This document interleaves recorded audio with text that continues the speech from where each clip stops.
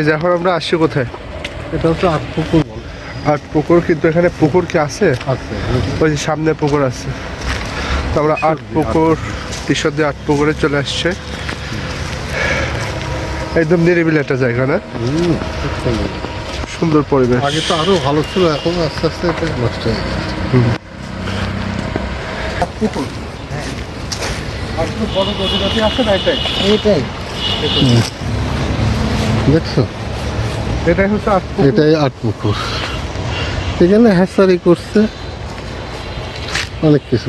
দুই পাশে দুইটা পুকুর, ওই যে আরো ওইদিকে এরকম 8টা পুকুর আছে।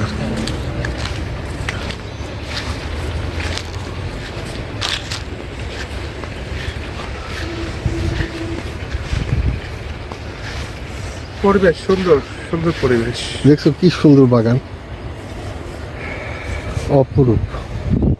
এরকম জায়গা ঢাকাতে এরকম সুপার সুপার।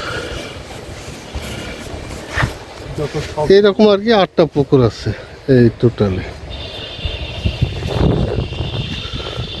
মাছের রেনু হয়, তারপরে বাচ্চা হয়, এই জায়গা আছে তো সব। তারপরে বড় বড় মাছ হয়।